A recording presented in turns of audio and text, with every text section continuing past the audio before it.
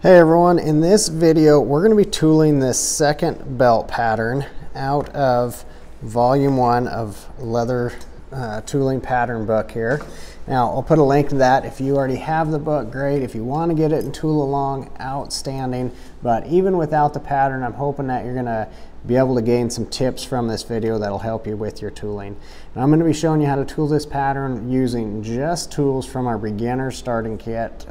So it's not about the fancy tools, it's about how you use the ones we have here. So now I've transferred the lines on here except for that border line. This hard border out here, and you can see some of this tooling comes up over top of there. All these little kind of stumps that fold over there, those come over top of the border. So rather than just transferring that with my stylus here like I did the rest of the pattern, we're going to go ahead and use a set of wing dividers. Now if you don't have a pair of these, you can just use a straight edge and mark that line as well. But I'm going to adjust those out a little bit, just kind of judging on where these lines, you can tell they run into that border at. Making sure I don't run over top of any of those pieces that are supposed to be over the border. We're going to get this transferred both sides. Okay, another big question with these patterns is how do I continue this on if I was going to make a belt pattern? So in the other volumes of the books, I put little marks on there to make it really easy for transferring that.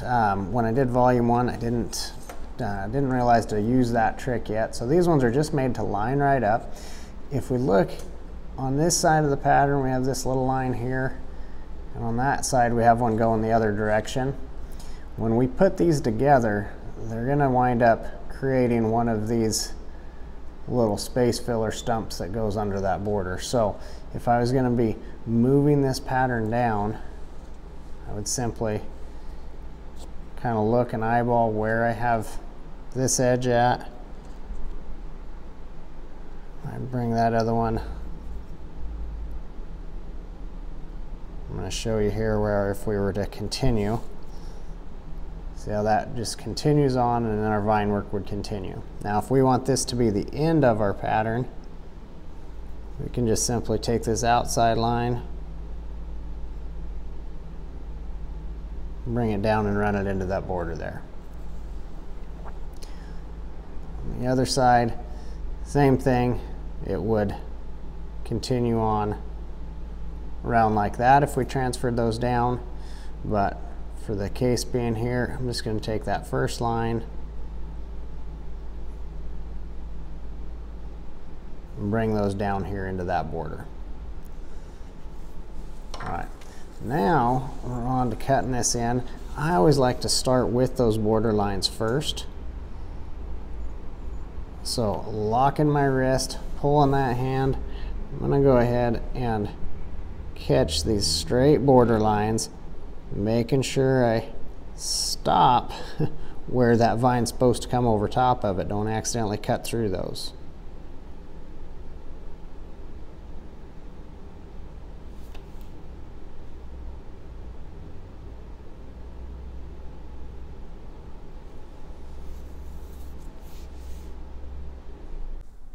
Now with our border cuts, we can really see where those things are coming out over top of there.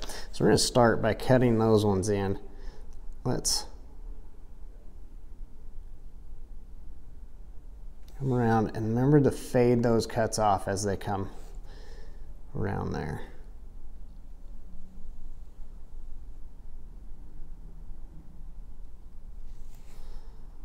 So those longer cuts, it's okay too to rotate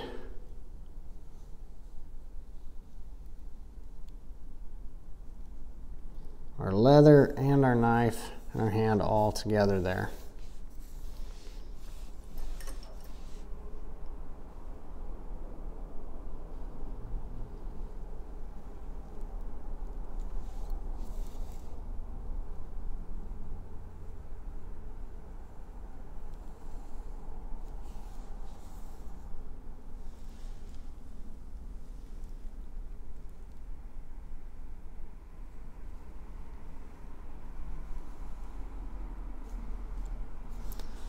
Okay, on the inside of those, so we have the outside of all those little stumps there. The inside, there's a little bit of a jog in this. Jog back one way and then the other. And then remember, really fade those cuts out when you come down into that vine work. So that jog's we're gonna create a lip with that when we go to shading, but it's important that you get it cut in to start with.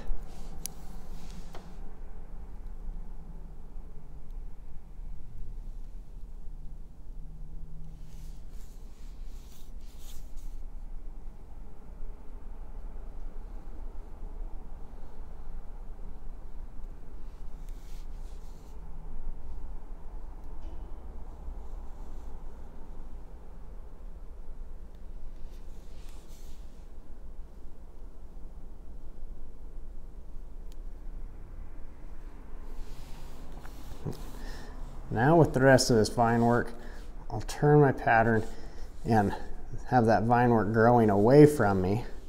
So that way all my cuts are pulling back down into that vine work.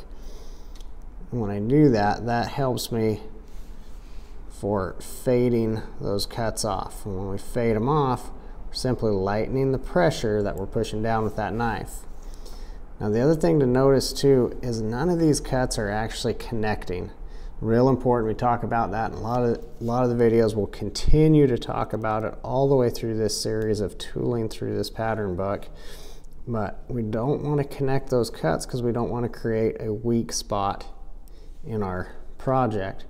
We'll connect them when we bevel, so they'll have the appearance of being connected, but it'll be a nice, clean look when we finish, and we won't create a corner that'll lift up over time.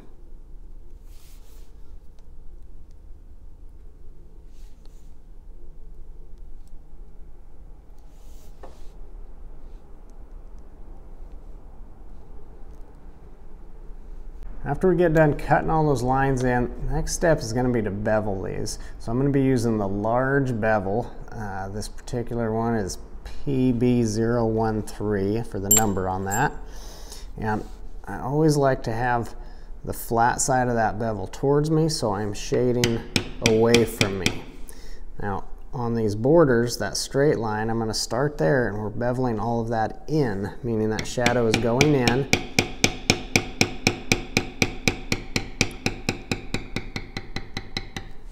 And when we do that, it's going to make that vine work tuck underneath that border.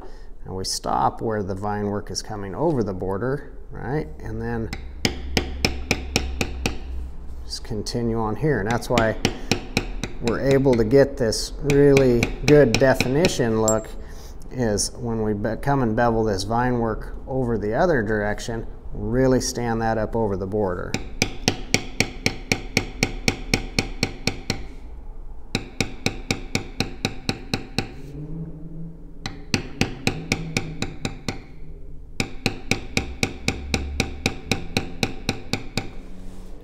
Now remember, the idea of getting a smooth line is every time I'm hitting that tool, I'm picking it up and moving it over just slightly. I'm not moving it all the way, we're just barely moving it over.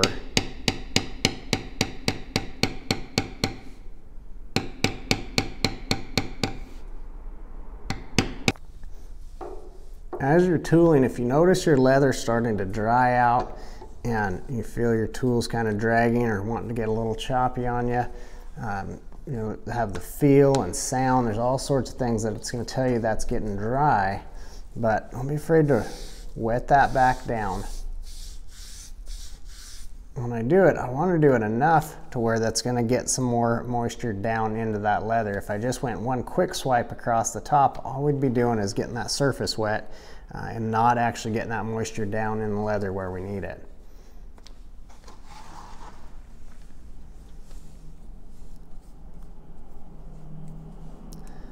When we look at what direction to bevel on these lines, we got to think about what it is that we're beveling. So this is all vine work that's flowing through here.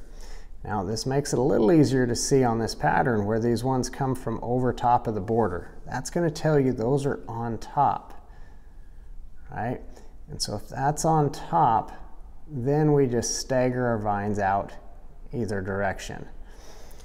So this one is on top, and then this one grows out from underneath it and becomes on top, and this is coming out from underneath and on top, and it just continues all the way down there. So it's a pretty continuous pattern once you get this figured out.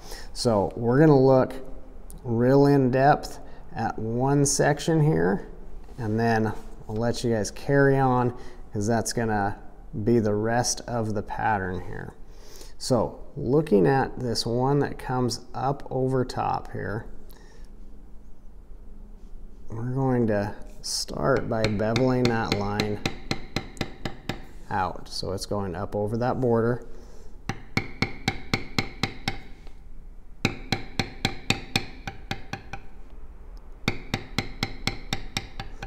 I fade that line out. So that is obviously over top of this next little piece that's scooching out here.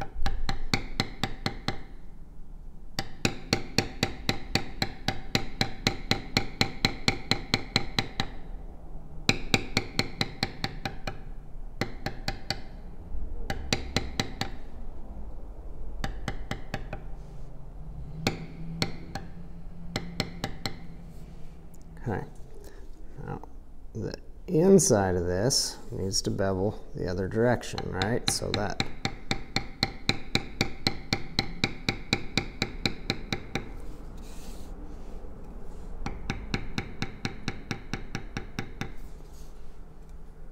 just continue that line down here and fade it down.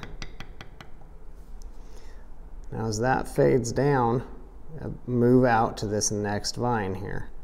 So the long part of that vine, just bevel out the other direction.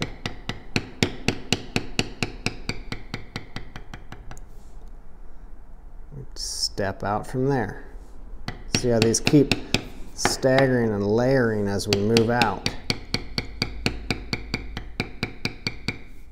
Now up at the top of those vines, there's our little short lines that kind of cap that off. So we need to come, now think about which direction this bevels. If I bevel this way, I'm beveling down into that actual vine, right? We don't want to do that. We're just going to go out with that, and that actually completes that vine right here.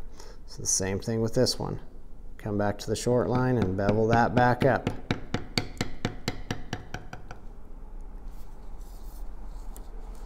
If you ever run into another line that you've already beveled, it's not a big deal. We'll just touch that up with your bevel again.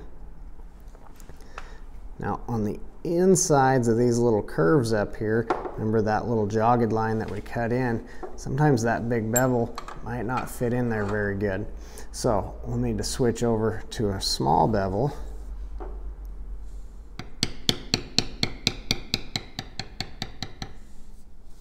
And that one fits in there really nice.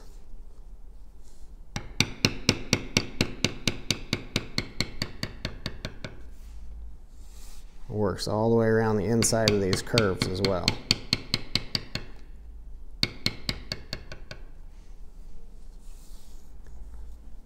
So we came on the inside and staggered those in. Now we're going to turn this around so we can look from that original piece on that vine that we started with. Now we're going out the other direction, right? That's our main stem, that main space filler. So now we're going to move out with it. We have this line going out this direction. Now it.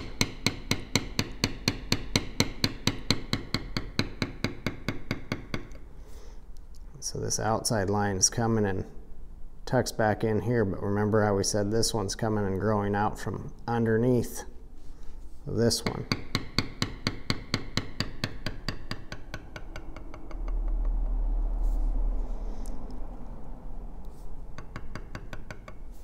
So all of these vines are going to stagger out that direction.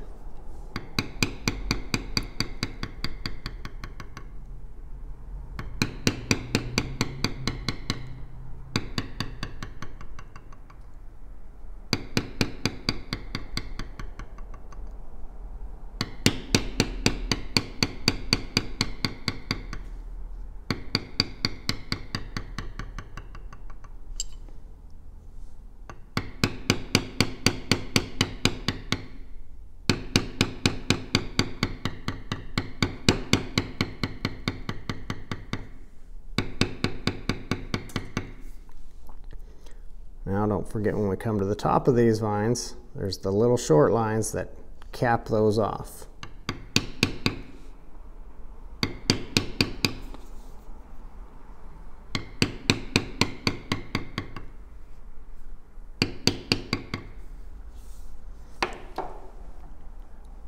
Okay, now it's going to be the same thing for this whole pattern all the way up here.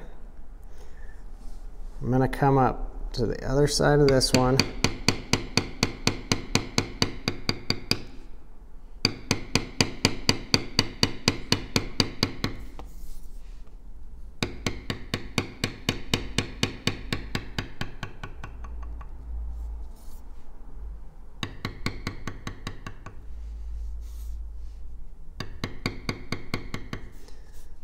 This gets us into one of these space fillers here.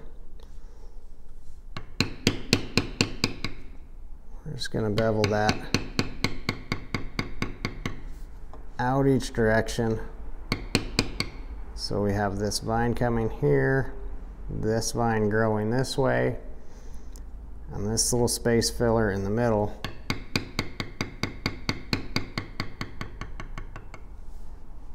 That creates two background spaces right there. So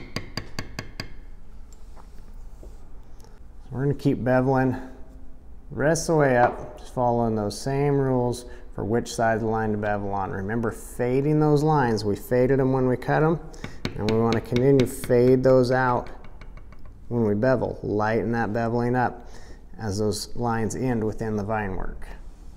For shading, I'll be using the large vertical line thumbprint here out of the kit.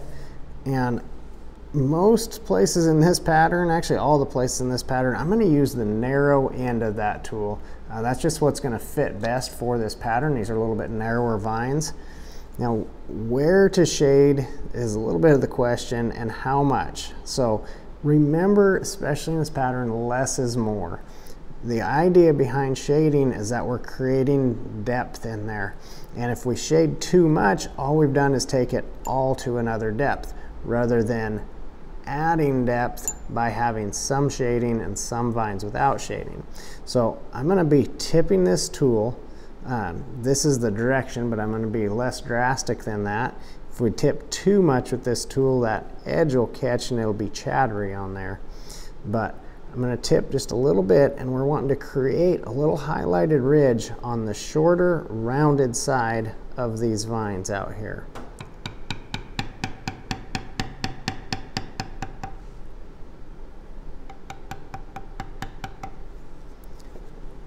See how I do that? Create that little highlighted ridge.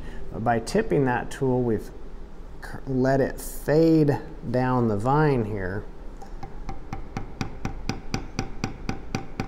So I'm really steadying that tool, and then as I go to fade that, I can flatten even just a little bit more and lighten my taps so it softens that back edge and there's no harsh line on the back side of that as well. I like to use my ring finger down here to really steady that tool as I move it around here. Now this one here, that the shorter rounded side is over away from me, so I'm going to turn that so I can see this as it rolls around here.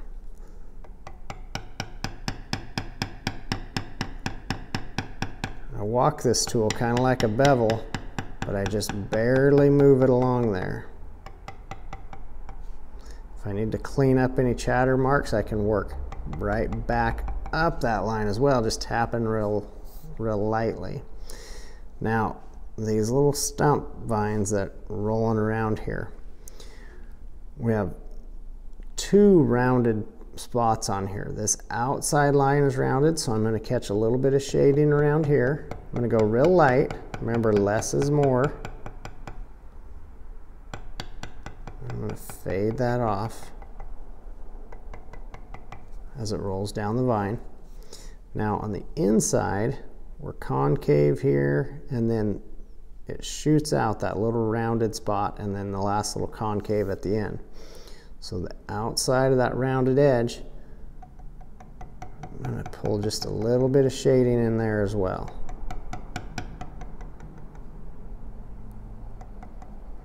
Fade off, kind of help roll it around that vine, the direction that the vine is going. But that fades off. So now we've added some depth. You can kind of see a little ridge created in the center of that when I move that against the light, and that's what we're after.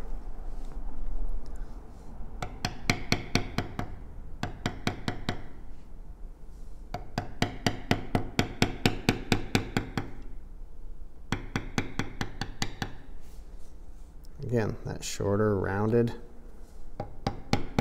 curve is where we're wanting that shading.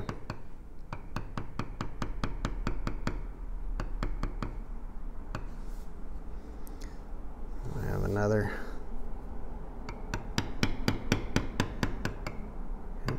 big vine rolling around here, so we're going to catch the outside of that with a little bit of shading.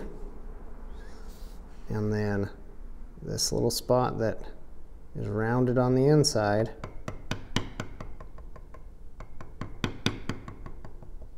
you kind of hear that, how I fade out and get light away from it, heavy right in that curve, and then lighten up again on the other side.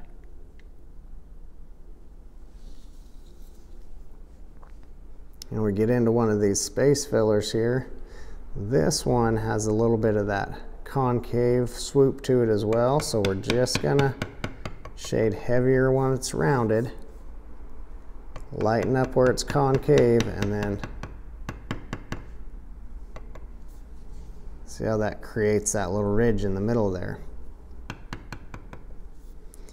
Now up here we have one of these space fillers, but it's rounded on both sides, right? So I'm gonna tip that and get a little shading there, and I'm going to tip it over here, get a little shading on that rounded spot, and again we've created a little ridge, a little bump right up in the middle of that, so it helps add a little bit more definition and dimension to that pattern. So we'll keep going along shading all these, and then we'll be ready to come back for our backgrounds and decorative cuts. In the beginner's tooling kit, there's two options for background tools.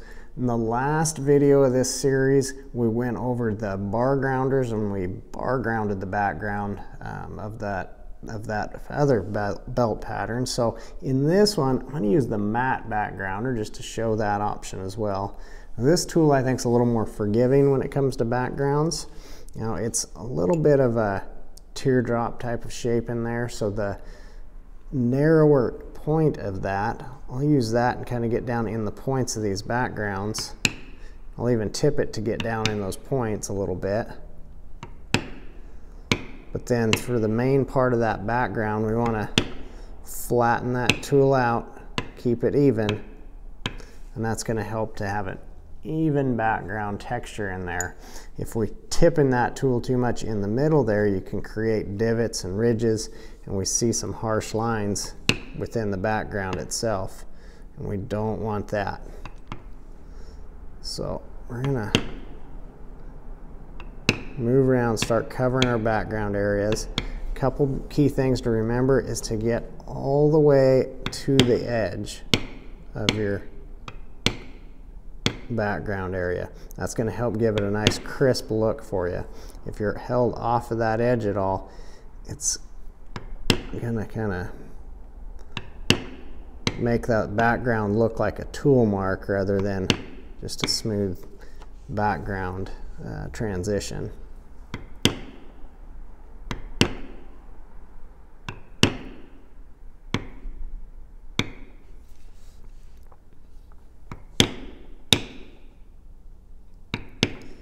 Now, I said this tool is a little more forgiving than bar grounders. Part of that is I can change directions within a background space. You see me turning that tool, fitting it where I need to, and we can overlap the impression that it's already made.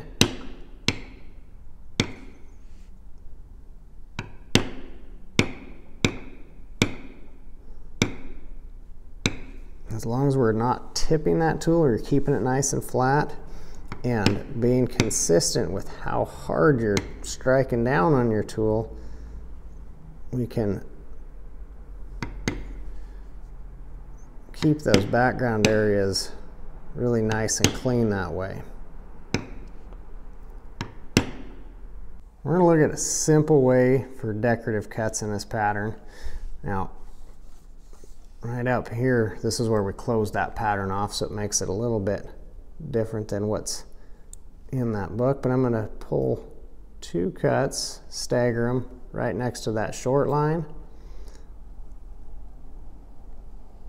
And I'll pull one longer one that tips out and then follows that curve of that vine. Now, we got to ask, why do we do decorative cuts? Anything you do, it's important to understand why, and we're trying to add flow. So we're looking at the way those vines are flowing, and we're going to be pulling those cuts backwards from there. And always having some curve to those decorative cuts and fading them off. So I'm pulling these cuts and pulling them back down towards that main stem of our vine work here.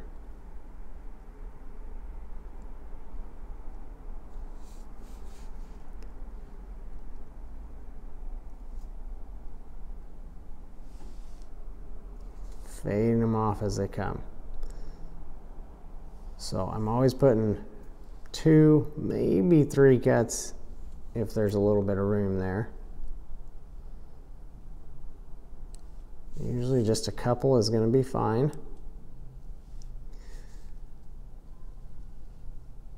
And all of these, what I'll call sticker vines, these little ones that just branch out there, those are all pretty much the same. I'm bringing them, I'm starting those cuts closer to a point there, and then getting some curve in there so they're not just parallel lines either.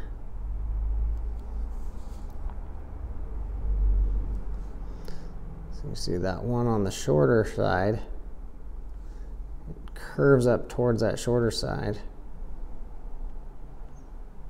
This other one comes down that vine, fading out, so almost create a little triangle in there.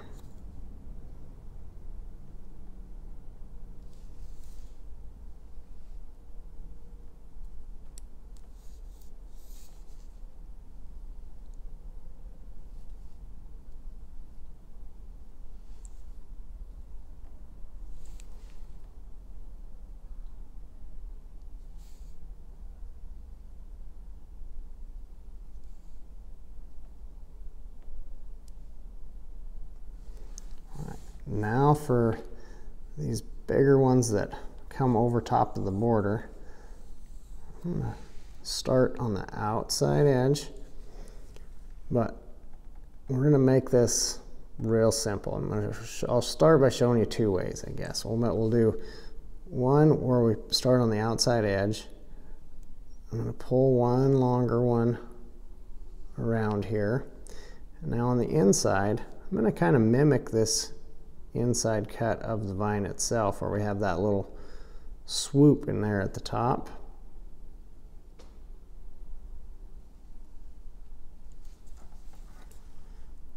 We can do that for a decorative cut. Now, if you don't feel comfortable getting that little swoop in there, then let's look at another way. we'll use the concave part there as kind of a starting point. I'm going to get some hook and curve on this first long cut, fade that around.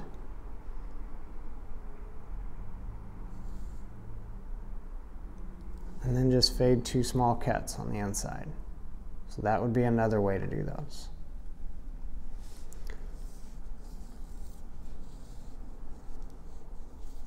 Now, we can always use the smaller round part here as our starting point. Pull a long one down. And now I'm going to really get some curve for a short one up towards that top. So 3 different ways of doing decorative cuts in there.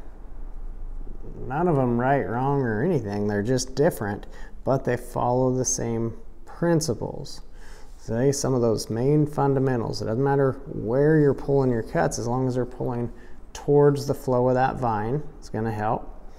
We're starting them deep, fading them out light. They all have some curve to them.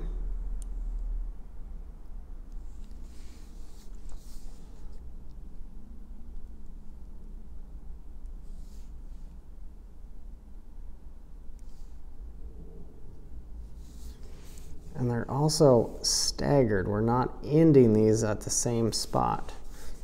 They're